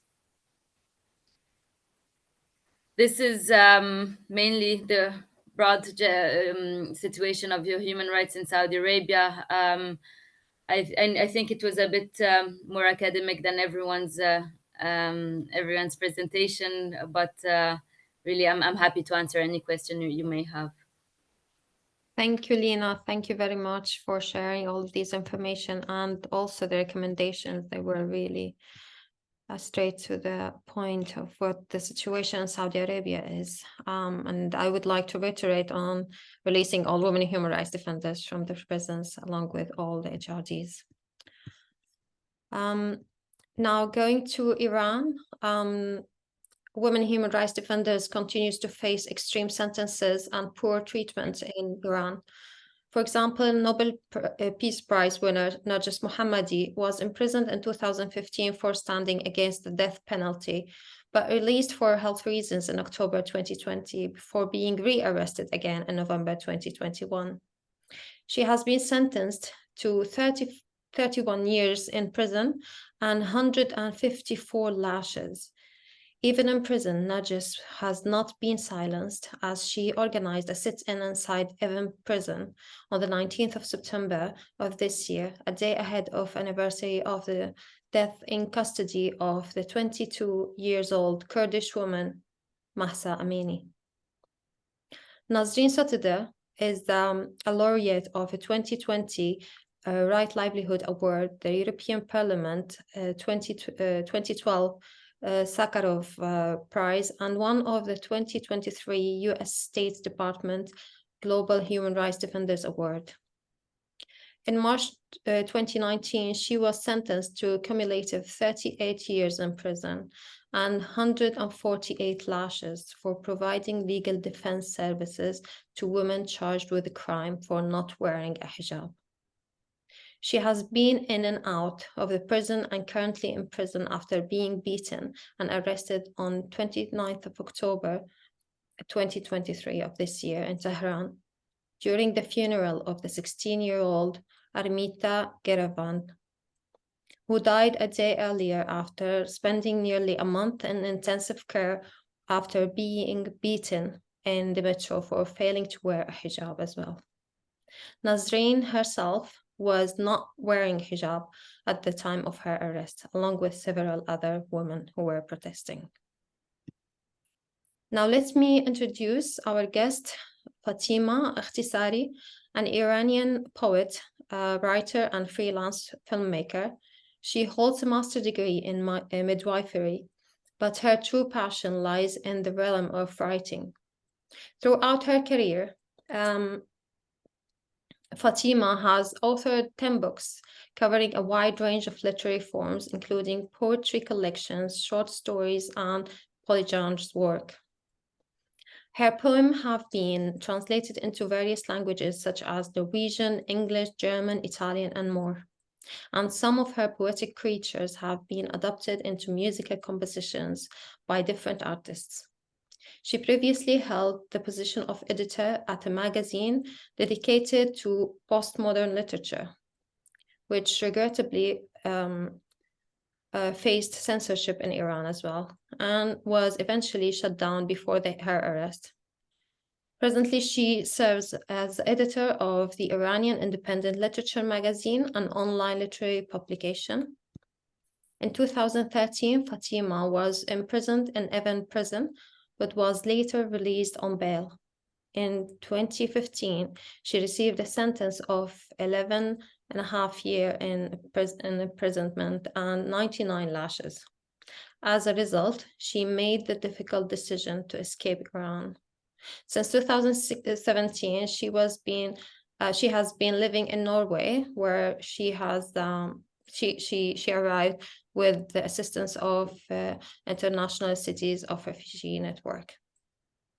The Iranian woman human rights defender Fatima Ikhtisari is here with us to read 2 poems and describe the situation of women human rights defenders in Iran. Fatima. Hi, thank you for having me, and thank you for this introducing. I don't think it is necessary to explain the happenings of the past year in Iran, as I'm confident that all of you have heard the name Mahsa Amini. You know how the Iranian regime murdered her, and you're aware of the woman life freedom. You know that in Iran, women are subject to arbitrary rules and laws. These days, we mourn the anniversary of the death of the young protesters every day. Every day we read the news about the arrest or sentencing of one of the detainees. Every day we witness the worsening economic situation in Iran. People live with an inefficient healthcare system, a corrupt judicial system, and many other problems. But the people of Iran are always in a state of a struggle and fighting. Iranian women have not taken a step back and demonstrate their civil resistance by refusing mandatory hijab. Narges Mohammadi received a Nobel Peace Prize recently, as my friend said, recently declared that she is not willing to undergo the transfer from prison to the hospital with compulsory hijab. And the interrogators and guards did not authorize this transfer. Despite her illness, she and some other prisoners and the families of prisoners went on a hunger strike. Fortunately, I heard the news that a few days ago, Narges Mohammadi went to the hospital without compulsory hijab. But unfortunately, I heard the news that the regime opened a new case for her again with new fake crimes. She is one of the bravest Iranian women. As I mentioned, the people of Iran are in constant struggle and fighting with the regime, but we need international help. It is not just about expressing congratulations and declaring support. We want the international community and foreign governments to stand with Iranian people. There are more words to say, but I'm asked not to talk about politics and the regime so much, so I will read 2 poems. I will read in English. These words are translated from Persian from Matthew Rana and Johanna Front Nigren Mohammadi Zadi from the Norwegian version, but maybe you can read the Arabic version on the screen share. My head loaded the gun, my throat swallowed the lump. The poet who wrote these words and died in her own poem. Hush, the wind betrays us, no time for stories. Sleep is a fugitive. Tears gather in the damp, bombs hide in the truth. We are sick of queuing for the gallows. Clotted grief in our blood, terrible is all that's left. Rage is all we own. A people struck by earthquake, you, a people struck by drought, me, a people struck by floods, you, a life in danger, mine. Blood boils in our hearts, fury burns in our heads. We are tattooed in black, we are the crucible that overflows. The word has shut its ear. The word has shut its ears. We shout from the well that history has dug. In our hearts, the roots of hope once grew until someone wrenched them out. Breathless, we have lost our way like a past greeting night. Our will to leave or stay has left us. We are an abandoned suitcase in the road. Don't leave me, blood brother. Hold my hand, my blood. And the second poem.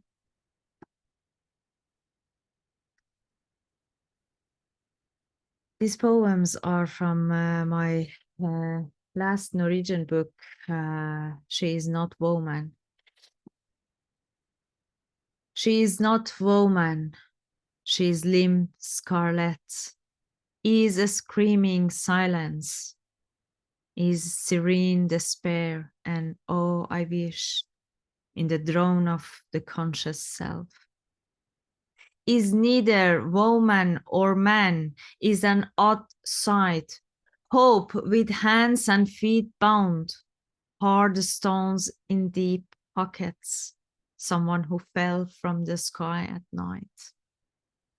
Is not woman, her gender is wind, a verb between standing and tumbling, a genie released from a well-rubbed lamp trapped inside a deep dark well, has crossed the borders of the body, ripped apart the concept of becoming, excised the female shadow from the back of a selfish eye, is no stranger, is at home on this ground, not firm doubt, but solid certainty. A mind hiding beneath strolling feet in the middle of a busy street. Is the leap at the end of the world, a volcano at the bottom of the sea, a mass grave full of loneliness. She is a poem. Oh, thank you for listening to me. Thank you very much, Fatima. Thank you. Brian, over to you. Thank you very much, Wiam. We're going to look now at Iraq, where the effects of climate change have been severe and, in fact, have worsened because of the country's unstable conditions and the deteriorating infrastructure. There have been several Iraqi human rights groups who have come together and created a group called the Climate Change and Environmental Activity in Iraq for the Climate Prospects campaign. It makes recommendations to the authorities to protect the rights of environmental activists and peaceful protesters, to publicize and campaign against the issue of climate-induced forced displacement, while encouraging Iraqi authorities to support the rights to freedom of expression and assembly.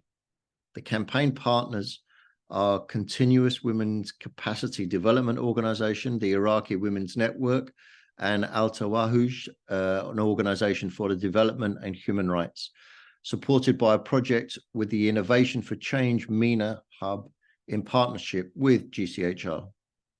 We're going to hear now from Shamel Al-Obaidi, an Iraqi human rights defender and the coordinator of the Climate Prospects campaign.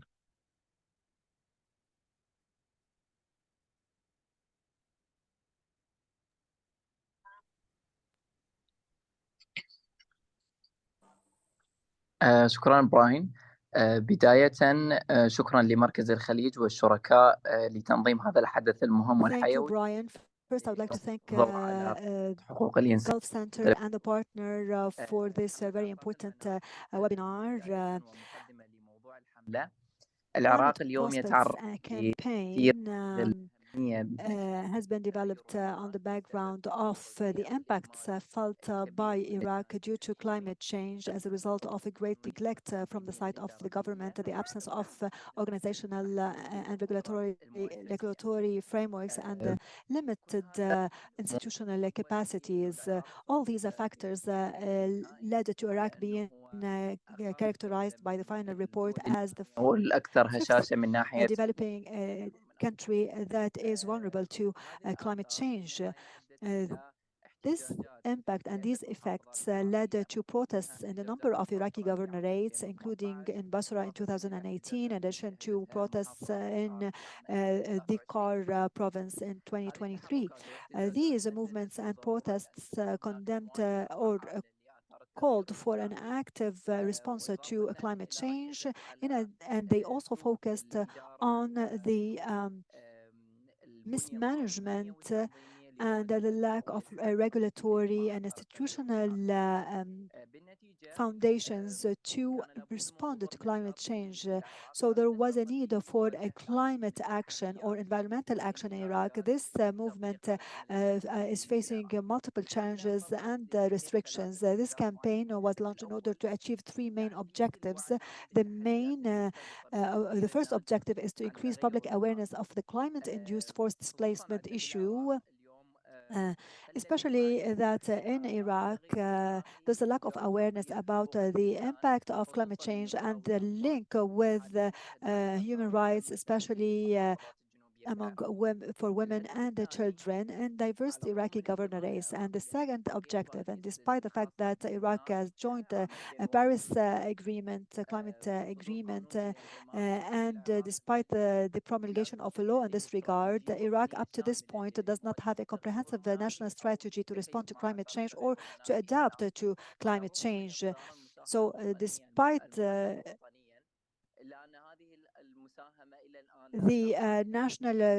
despite the fact that there is some national contribution, but this contribution does not constitute a serious and effective step towards responding to the impacts of climate change. The third objective, today we lack a database on the or the persons that are affected by climate change. So in Iraq, we have multiple climate and environment issues that led to displacement of citizens. But today, we do not have a database that has comprehensive information about these displaced persons. That's why we need to develop, consolidate a comprehensive database by persons that have been trained on climate monitoring. They would be monitoring and documenting the climate-induced displacement. As for the activities that have been conducted by the Climate Prospects campaign, first we started with the enablement of the campaign team. So we started by holding internal sessions involving the team in order to identify monitoring tools and enable team members to carry out the necessary climate monitoring and to document the violations. And the second activity is dialogue sessions that gathered concerned individuals and stakeholders in addition to environment and civil society organization in Iraq and from the Kurdistan region as well, in addition to academics, journalists, and decision makers from local or central government. Another activity was to organize a roundtable in Al-Nasiriyah. Why Al-Nasiriyah? It's one of the most affected governorates by climate change, and this climate change is affecting the residents and the biodiversity in the area. This roundtable was attended by a number of decision makers in the local government of Al-Nasiriyah governorate, including the Director of Environment in the CAR and the responsible for the Maritime Resources Department and Youth Department. And we also summarized the policy decision session, this policy paper, as well as the challenges faced by environment activists in Iraq. And we presented these challenges and recommendations in a roundtable in Iraq, attended by a number of decision makers and persons concerned with climate change and environment in Iraq. We also discussed at length the papers, the policy papers, and the stance paper, including multiple points focusing on the responsibility of the Iraqi government, the weak administration of response to climate change, and the restrictions imposed on environment activists in Iraq. The techniques that were used by the campaign include the design of a website for the campaign in addition to an interactive map. Through this map, we provide a database of climate-induced displacement, and we documented the displacement cases. This map is divided into different parts, and the website also includes different sections. Some of them are specific to environment national laws, in addition to environment convention and conventions and treaties to which Iraq adheres, in addition to information to contact the campaign's team. Through this platform, we tried to raise the awareness of the community and decision and policymakers about the violations to which environment activists are subjected to. We have also disseminated this information on social media platforms in addition to reports and violations that might be taking place in Iraq. In conclusion, you can also find the climate displacement map, and you can also visit the campaign's accounts on social media platforms to get acquainted with the details of this campaign. I would like also to add that this campaign was launched in order to try and adapt to climate change in Iraq, given the weak environment management within Iraq and the lack of a clear political vision and serious vision to respond to climate change. I would like to thank the Gulf Center for Human Rights and all the partners for giving me this opportunity to present this campaign. Thank you. Thank you very much for that, Shamal, for updating us about the situation there. We're going to take a minute to talk also about the prominent environmental activist Jassim Al-Assadi in the governor of Dakar. He's documented the environmental impact of climate change on the marshes, where he's been working for many years. He joined the Climate Prospects campaign, for which he's provided data, including the impacts on women. Al-Assadi was released on March the 15th in 2023 after he'd been kidnapped by an armed group on the 1st of February 23.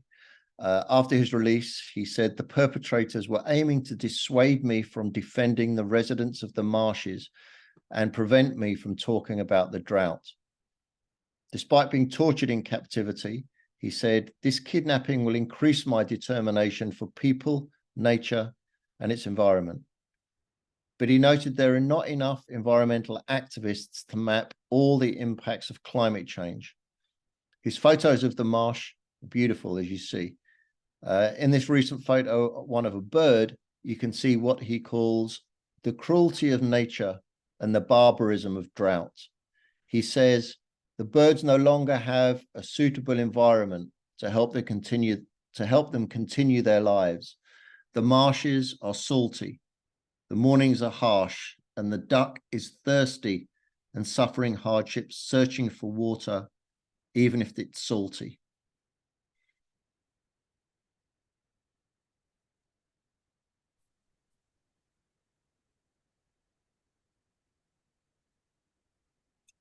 Thank you, Brian. Thank you very much, Wayam. I think we're going to go to you now to host the section on Syria. Thank you. Now, speaking of Syria, we have one of our artists from Syria. Her name is Nairouz Houri. She's a children book illustrator from Syria who has been living in the Netherlands for 4 years. She studied Arabic language at the Faculty of Art in University of Aleppo and speaks 4 languages: Arabic, Kurdish, Turkish, and Dutch. She worked for a period in translation. As for drawing, it was just a hobby for her since a young age. Gladly, in 2019, she decided that she will be drawing every day. And in 2022, she started to contribute to children's literature. Nairouz Houri drew about the devastating earthquakes that hit Syria and Turkey in February 2023, and how their impact is still being felt until today. Nairouz will now say a few words in Arabic. تفضلي نيروز، شكرا لتواجدك معنا اليوم ومشاركتنا لإبداعاتك. Thank you so much for being today with us and for sharing with us your creative work. I give you the floor to introduce yourself and talk a little bit about your work. Hello, everyone. I prefer to speak in Arabic. It's my second language. My first language is the Kurdish. I've been in the Netherlands for 3 years now, and my passion for drawing or painting started when the attack against Afrin started in late 2018. At the time the Turkish occupation started, it was a big shock to me.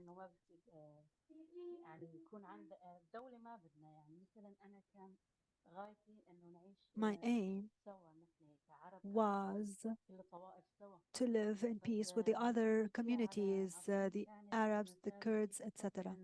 But it was a big shock to see for the first time that I used to belong to this country, but after the attack of Turkey against Afrin, I felt that I don't even belong to this world, to the whole planet. As Kurdish, I felt that we don't belong to this world. everywhere Kurds were present, they were subject to rejection. Iraq, Syria, Turkey, Kurds have always been persecuted. I could not even speak my mother tongue. I could also only speak Kurdish at home. We kept it as a spoken language, but I cannot write a poem in Kurdish. I can write in Arabic. I can express in Arabic. I have an Arabic culture, but I can only speak Kurdish. So drawing or painting was a way of expression, to express my rejection, how I am rejected, away from politics. At a human level, I used drawing to express myself, and there was this shock. So during the war against Ephraim, and then another shock was when I learned that my boy was diagnosed with autism, and drawing was my only means to express my suffering. In addition to my suffering, I was also struggling at the personal level as a mother. How am I going to help my son? How am I going to help him to live independently? So painting was my language to express myself. I did that. I used painting to express so many things that I lived through as a mother. I expressed my estrangement away from my country. I also apologize that I'm weak. I also have difficulties in expressing myself in Arabic. I rarely speak Arabic here. We speak Kurdish and also Dutch. Thank you, Nairouz. Thank you for sharing with us your story and your art. I believe you have inspired so many. Thank you so much for attending. Now, Brian, over to you.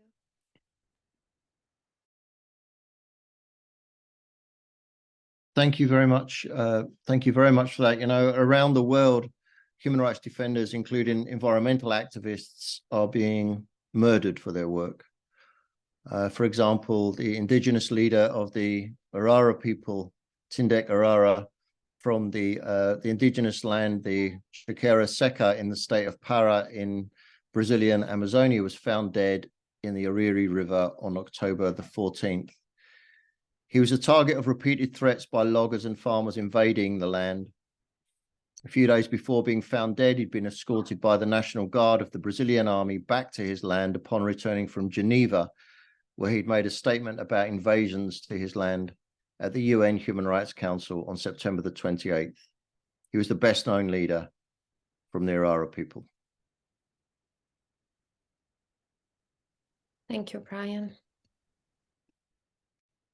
At the end, I think it's a time to thank you for attending the event with us and staying with us.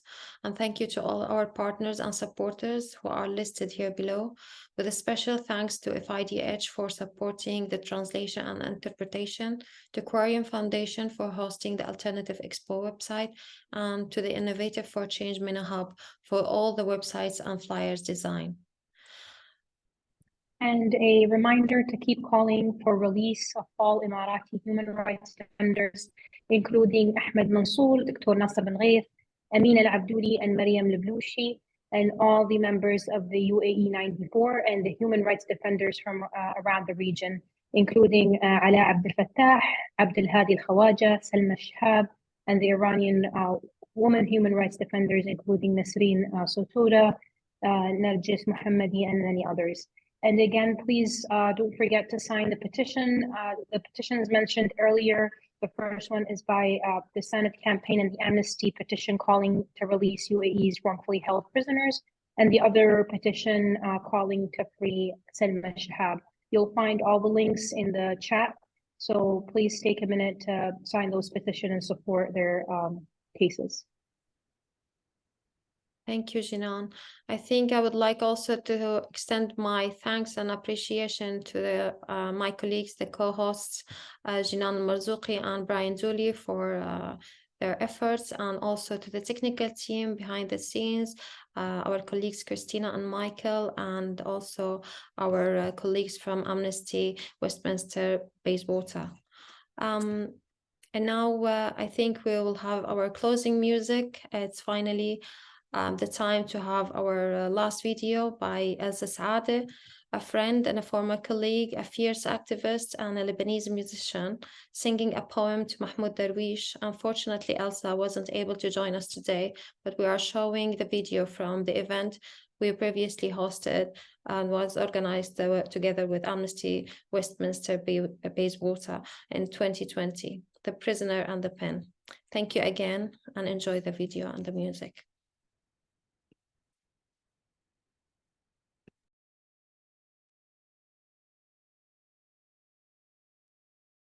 To monumentalizing a truth. That's why I'm singing for you today. The song was actually chosen by Zainab, and I appreciate this choice so much because even though our fight as activists is public, there's so much of it that gets fueled by our private lives, and so much of it that affects our private lives. And we go back to the smallest feeling of longing, to our first warm embrace. There it goes.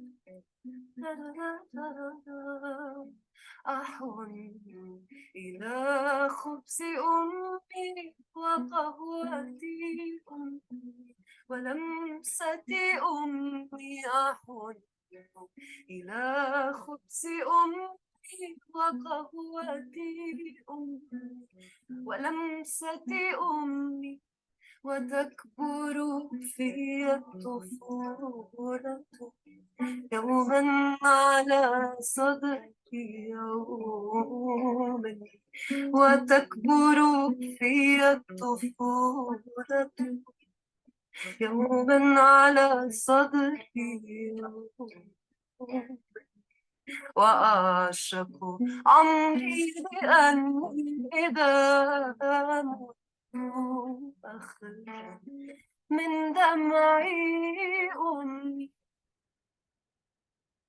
من دمعي أمي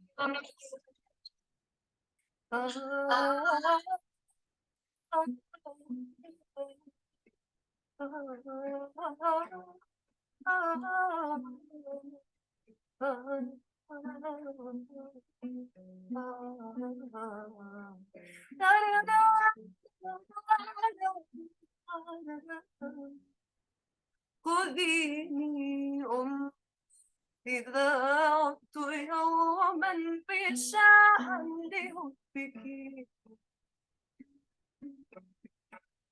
خذيني أمي إذا عدت يوما بشاعا لحبك وغطي عظامي بعشب تعمد من طهر كعبك وغطي عظامي بعشب تعمد من طهر كعبك وشدي عظامي بخصرة شعر بخيط ملوح في ليل ثوبك بخيط ملوح في ليل ثوبك عساني أصير إلها أصير عساني أصير إلها أصير إذا ما لمست